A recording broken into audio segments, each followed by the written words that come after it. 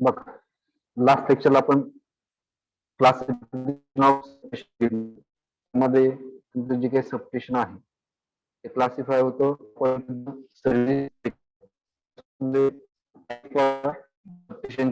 Transformer substation, then converting substation, then next one is a industrial substation.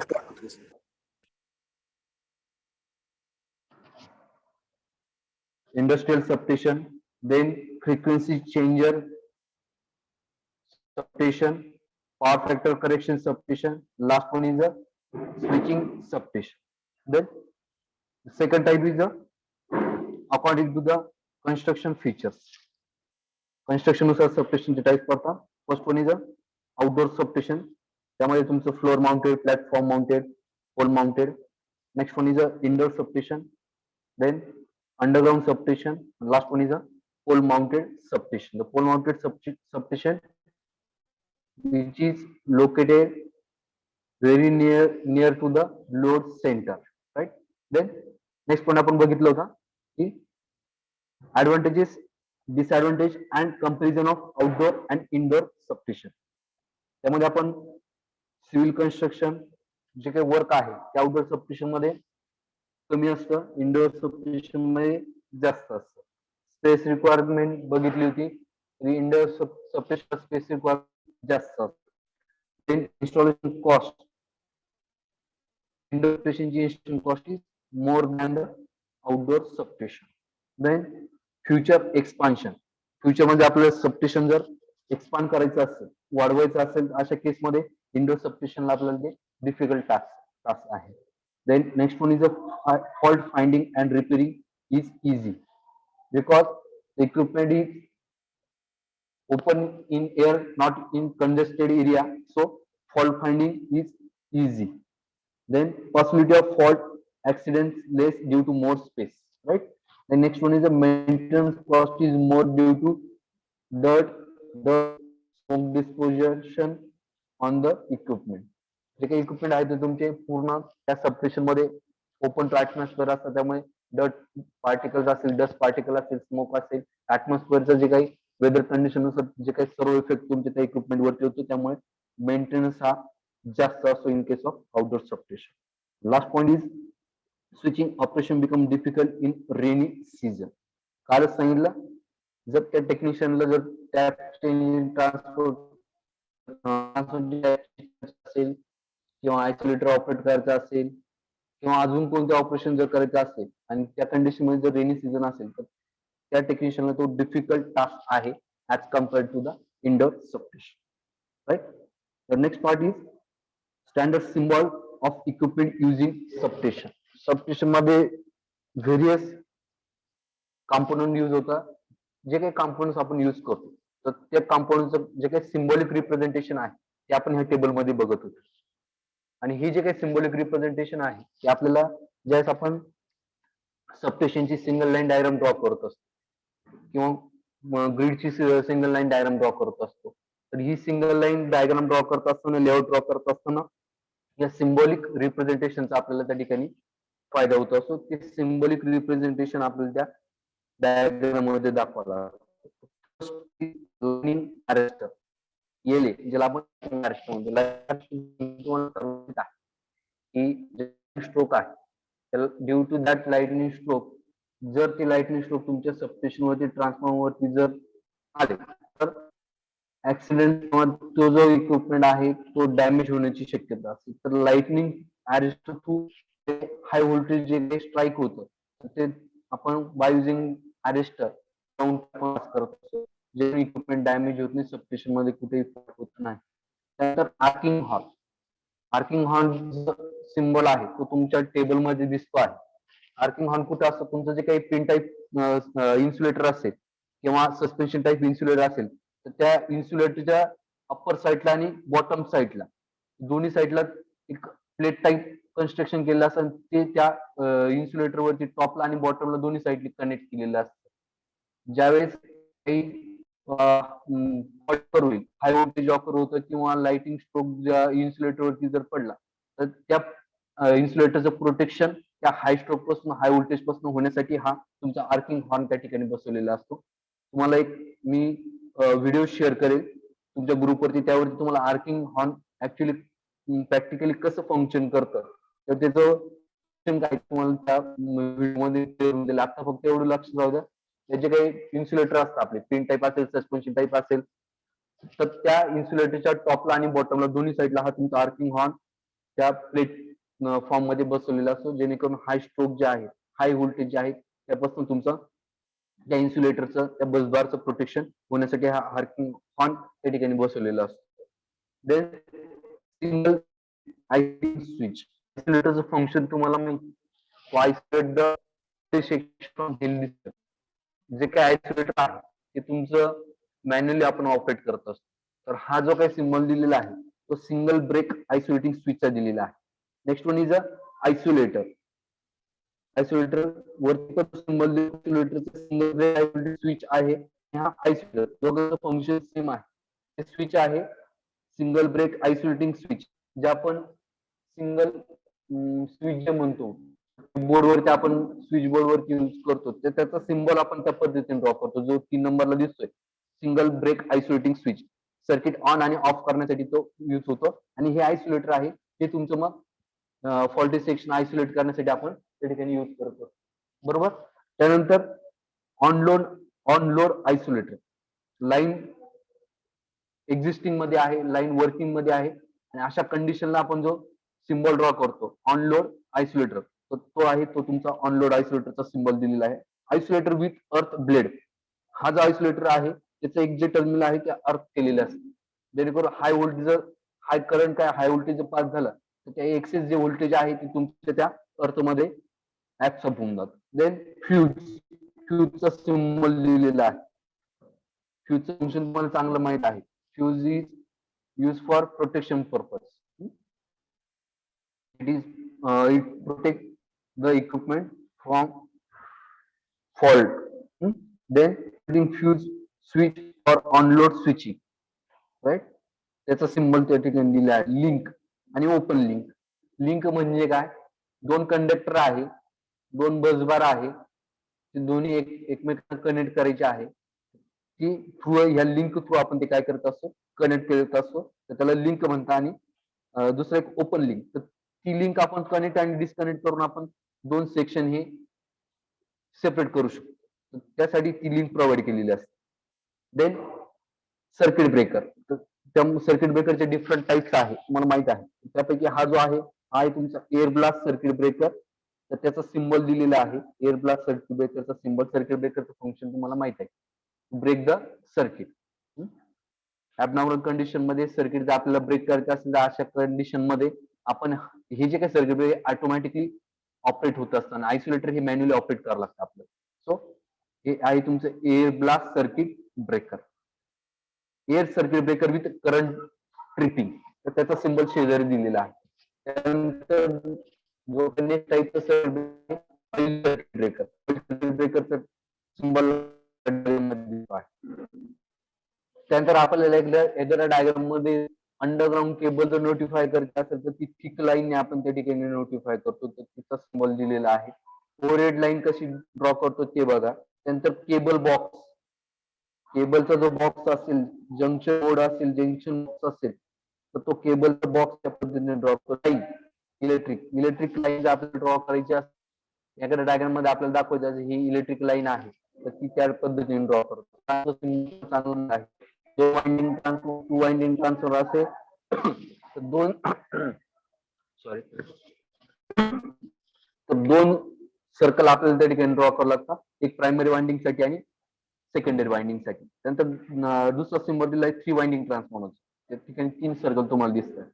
3 phase transformer with on load tap changing, on load tap changer transformer जो आहे त्याचा 3 phase transformer on load. आता ज्या दोन circle दिसत आहे आणि दोन सर्कल मध्ये एक वाय आणि खाली एक डेल्टा, स्टार आणि डेल्टा असे दोन सिम्बॉल दिसत आहेत, ते व्यवस्थित तुम्हाला विजिबल आहे.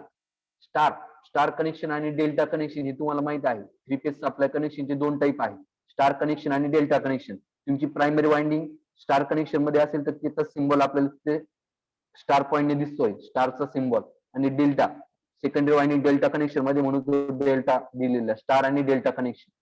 आणि ज्या 3 लाईन दिसताय तर त्या 3 लाईन काय तुमच्या 3 पेजच्या 3 लाईन, हा 3 पेज सप्लाय त्यामुळे तो 3 लाईन दिलेला आहे. और या पद्धतीने जे वाइंडिंग दिलेलं आहे त्या पद्धतीने सुद्धा आपण सिम्बॉल ड्रॉ करू शकतो. आणि त्याच्यावरती जी काही व्हेरिएबल लॉक दिलेला आहे तो काय तुमचा टॅप चेंजरचा सिम्बॉल आहे.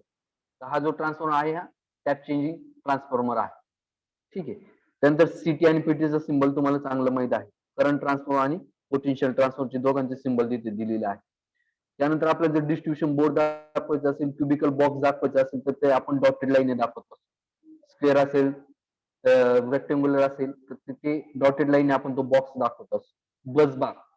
बसबारचा सिम्बॉल आपण डार्क लाईनने दाखवतो, थिक लाईनने दाखवतो. त्यानंतर अर्थ स्विचचा सिम्बॉल त्या ठिकाणी दिलेला लास्टला दिसतंय का, तर तो आहे तुमचा अर्थ स्विचचा सिम्बॉल. अशा पद्धतीचे हे सिम्बॉल आहे. हे सर्व सिम्बॉल आपल्याला ज्यावेळेस आपण सिंगल लाईन डायग्राम ड्रॉ करतो तर अशा कंडिशन मध्ये आपल्याला हे सिम्बॉल त्या ठिकाणी लागत आहे. ठीक आहे. त्यानंतर substation equipment location and function हा एक टेबल आहे. तर त्या सबस्टेशन मध्ये कोणकोणते इक्विपमेंट युज होता, त्यांचं लोकेशन ते कुठे लोकेट करतो आपण ते, आणि त्यांचं फंक्शन काय काय ते वन बाय वन आपण बघणार आहोत. फर्स्ट आहे bus support on post insulator और strain insulator. Insulator strain insulator त्यांच्या सपोर्टिंग साठी कंडक्टिंग पार्ट म्हणून आपण हे बसबार यूज करतो असतो. फंक्शन काय, to receive power from incoming circuit and deliver power to outgoing circuit. बरोबर. काही पॉवर येते इनकमिंग सर्किट करणं तर ती आपण त्या बसबार थ्रू दुसऱ्या एंडला आपण ती पास करत असतो. ती बसबारचं तुमचं फंक्शन आहे. Surge arrester connect between phase conductor and ground. Phase conductor आणि ग्राउंड फंक्शन काय, discharge over voltage surge to earth. जर लाईन मध्ये कुठे फॉल्ट ऑफर झाला, कुठे जर शॉर्ट सर्किट झालं तर ऑब्विसली काय होतं, हाय व्होल्टेज जनरेट होतं. तर ते हाय व्होल्टेज एक्सेस जे व्होल्टेज आहे सर्ज व्होल्टेज तर ते अर्थ करण्याचं काम कोण करत असतो, तुमचा हा सर्ज अरेस्टर. देन आयसोलेटर, मग त्याचं फंक्शन सांगितलं, locate at each side of circuit breaker. ही मॅन्युअली आपण ऑपरेट करत असतो isolator. To provide isolation from live part for the purpose of maintenance. बरोबर. आपल्याला हेल्दी सेक्शन सेपरेट करायचं असेल तरी पण, किंवा एखाद्या लाईन वरती जर आपल्या मेंटेनन्स किंवा रिपेअरिंगचं काही काम करायचं असेल तर ती जी लाईन आहे, ते जे सर्किट आहे ते आपण वर्किंग सर्किट पासून काय करतो, आयसोलेट करतो. अशा कंडिशन मध्ये आपण ते आयसोलेटर यूज करतो. आयसोलेटर काही खूप मोठे इक्विपमेंट नाही, एक साधा एक रॉड असतो, कंडक्टिंग रॉड असतो. तो रॉड आपण कनेक्ट आणि डिस्कनेक्ट करत असतो. तर तो मॅन्युअली आपण ऑपरेट करू. ज्या लाईन वरती आपल्याला मेंटेनन्स काम करायचं आहे ती लाईन आपण त्या वर्किंग लाईन पासून काय करतो असतो, आयसोलेट करतो असतो. त्यामुळे त्याचं नाव दिलेलं आहे isolator. Earthing switch mounted on the frame of the isolator. कुठे असते तुमची ही, mounted on the frame of the isolator for safety purpose. Discharge the voltage on the circuit to the earth. Earthing switch isolator वरती किंवा line वरती जर high voltage जर झालं तर ते अर्थ कडे नेऊन तो डिस्चार्ज करत असतो. त्यांचा circuit breaker, every switching point at both end of protecting zone. जिथे जिथे आपल्याला प्रोटेक्शनची गरज आहे अशा सर्व ठिकाणी हे आपण सर्किट ब्रेकर यूज करत असतो. सर्किट ब्रेकरची डिफरंट टाइप्स आहेत, बरेच टाइप आपल्याला माहिती आहे. तर ते सर्किट ब्रेकरचं फंक्शन काय, switching off the part during abnormal condition and reconnect on normal operation. एखाद्या ठिकाणी जर फॉल्ट झाला, ॲबनॉर्मल कंडिशन जर क्रिएट झाली, अशा केस मध्ये आपण तो सर्किट ब्रेकर तो ऑपरेट करत असतो. आणि ज्यावेळेस कंडिशन नॉर्मल होईल, फॉल्ट सॉल्व्ह होईल, त्या कंडिशन मध्ये तो आपण परत ऑपरेट करतो, रिकनेक्ट करत असतो. त्यानंतर सीटी करंट ट्रान्सफॉर्मर, प्रोटेक्ट और measuring CT current transformer. Location decide by protective zone measurement requirement. ज्या ठिकाणी आपल्याला करंट मेजर करायचं आहे अशा केसमध्ये आपण करंट ट्रान्सफॉर्मर करत असतो. Step down current, protection and control. Current measure करण्यासाठी, प्रोटेक्शन साठी आणि कंट्रोलिंग साठी आपण हा करंट ट्रान्सफॉर्मर यूज करत असतो. Same potential transformer, locate on feeder side of circuit breaker. फीडरच्या साइड वरती हा पीटी आपण कनेक्ट केलेला असतो व्होल्टेज मेजर करण्यासाठी. Step down voltage for measurement protection and control, CT करंटसाठी आणि पीटी हा तुमचा व्होल्टेजसाठी. त्यानंतर पॉवर ट्रान्सफॉर्मरचं फंक्शन आपल्याला माहिती आहे. व्होल्टेज स्टेप अप करायचं असेल, स्टेप डाऊन करायचं असेल किंवा 1 to 1 व्होल्टेज जर सेम ठेवायचं असेल, फक्त ते एका सर्किट पासून दुसऱ्या सर्किट पर्यंत आपल्याला जर ट्रान्सफर करायचं असेल तर अशा केसमध्ये आपण हा पॉवर ट्रान्सफॉर्मर यूज करतो असतो. At generating station, receiving station, कुठे कुठे असतो तो, जनरेटिंग स्टेशनला पण असतो, रिसिव्हिंग स्टेशनला पण असतो. जनरेटिंग, ट्रान्समिशन आणि डिस्ट्रीब्युशन तिन्ही स्टेशनला आपला हा पॉवर ट्रान्सफॉर्मर आपण कनेक्ट केला असतो. To step up voltage for transmission line, to step down for feeder line. ठीक आहे, स्टेप अप आणि स्टेप डाऊन साठी. त्यानंतर शंट रिएक्टर ट्रान्समिशन लाईन मध्ये कनेक्ट केला असतो. During load period to control voltage of long extra high voltage line, also to compensate shunt capacitance of line during load period. Low load पिरियडला काय, तुमचा जो shunt reactance आहे तो maintain करण्यासाठी आपण हा ट्रान्समिशन लाईन मध्ये आपण शंट रिएक्टर कनेक्ट करतो, जेणेकरून व्होल्टेजची जी काही स्टॅबिलिटी ती आपण मेंटेन करू शकतो. ठीक आहे. त्यानंतर तुमचा सिरीज कॅपॅसिटर, ही कॅपॅसिटर बँक कशासाठी असते, पॉवर फॅक्टरी इम्प्रुव्हमेंट साठी असते. पॉवर व्होल्टेजची स्टॅबिलिटी मेंटेन करण्यासाठी आपण ही कॅपॅसिटर बँक यूज करतो असतो. Bank located at sending end and or receiving end of line, दोन्ही साईडला आपण कनेक्ट केली असते. To improve power transferability in a EHV long line, extra high voltage line मध्ये आपण ही यूज करत असतो. Carrier equipment mounted above CT on separate structure, use for protection and communication signal. तर त्या प्रोटेक्शन साठी किंवा कम्युनिकेशन सिग्नलिंग साठी आपण हा कॅरियर इक्विपमेंट, आपण कॅरियरचं फंक्शनच आहे, सिग्नल कॅरी करण्याचं काम त्या ठिकाणी आपण ते carrier equipment. Metering panel located in air conditioning building, control cable are led to between switch yard equipment and these panels. Metering panel मध्ये सर्व जे काही रेटिंग्स आहेत, जेवढे काही पॅरामीटर्स आपल्याला मेजर करतात, हे सर्व त्या मीटरिंग पॅनल वरती दिसतात. To accommodate relays, control instrument, various measuring instrument. रिलेचं कंट्रोलिंग असेल, कंट्रोल इन्स्ट्रुमेंट असतील किंवा एखादं क्वांटिटी मेजर करत असेल, सर्व जे ऑपरेशन आहेत तुमचे त्या मीटर पॅनल वरती असतात. Switch gears located in switching building, provide AC power to auxiliary lighting system. ठीक आहे. त्यानंतर station earthing system, connect to equipment earthing and neutral point earthing, to provide low resistance path, discharge current from surge arrester earthing switch. अर्थिंगचं function तुम्हाला चांगलं माहित आहे. It provide low resistive path, जो काही एक्सेस व्होल्टेज आहे तर ते फ्लो होण्यासाठी आपण हा अर्थिंगचा पार्ट त्या ठिकाणी हे केलेला असतो, अर्थिंग सिस्टीम डिझाईन केलेली असते. त्यांचा series reactor located at strategic location such that fault level are reduce, to limit short circuit current, to limit current surge associated with fluctuating load. जर लोड जर व्हॅरी होत असेल, सडनली इन्क्रीज होत असेल, suddenly जर डिक्रीज होत असेल, अशा केसमध्ये तुमचा जो काही करंट आहे तो कमी जास्त होतो. तर तो जो मेंटेन करण्याचं काम कोण करतो, तुमचा series reactor. Insulator on the cross arm to support line conductor, line कंडक्टरच्या सपोर्ट साठी आपण हा इन्सुलेटर यूज केलेला असतो. तो कुठे असतो, तुमच्या ऑन द क्रॉस आर्मवर. असे हे जे काही सर्व इक्विपमेंट्स आहेत ते सर्व इक्विपमेंट्स आपण त्या सबस्टेशन मध्ये यूज करत असतो. ते सर्व इक्विपमेंटचं लोकेशन आणि फंक्शन या टेबल मध्ये आपल्याला दिलेलं आहे. ठीक आहे. तर हे सर्व आपल्याला वन बाय वन लिहून घ्यायचं आहे. त्यानंतर मग आपल्याला हे पण काही इक्विपमेंट आहे ते पण आपण त्यांचे सिम्बॉल बघून घेऊ. पॉवर ट्रान्सफॉर्मरचं सिम्बॉल माहित आहे, दोन circle, primary winding, secondary winding साठी. सिटीचा सिम्बॉल दिलेला आहे. व्होल्टेज ट्रान्सफॉर्मर म्हणजे पीटीचा सिम्बॉल दिलेला आहे. बसबार, थ्री फेज बसबारचा सिम्बॉल दिलेला आहे. त्यानंतर सर्किट ब्रेकरचा सिम्बॉल आहे. आयसोलेटरचा सिम्बॉल आहे. अर्थिंग स्विच आहे. शंट कॅपॅसिटरचा सिम्बॉल दिलेला आहे. कॅपॅसिटर बँक तिथे कनेक्ट केलेली दिसते बघा, कॅपॅसिटर सिम्बॉल लावलेला दिसतोय. त्यानंतर शंट रिएक्टरचा सिम्बॉल दिसतोय. सर्च अरेस्टर आहे. लाईन ट्रॅप आणि लाईन, सर्व हे जे सिम्बॉल्स आहेत ते आपण सिंगल लाईन डायग्राम मध्ये यूज करणार आहोत. ते सर्व सिम्बॉल सुद्धा त्या ठिकाणी दिलेले आहे. ही सिंगल लाईन डायग्राम तुम्हाला दिसते. जेवढे काही सिम्बॉल्स आपण वरती बघितले, तर बाय युजिंग दॅट सिम्बॉल आपण ही सबस्टेशनची एक बेसिक सबस्टेशनची एक सिंगल डायग्राम ड्रॉ केली आहे. ती डायग्राम आपण ड्रॉ करून घ्यायची आहे आणि सर्व सिम्बॉल जे आहे, कोणता सिम्बॉल कोणत्या आहे, टेबल मध्ये बघितलं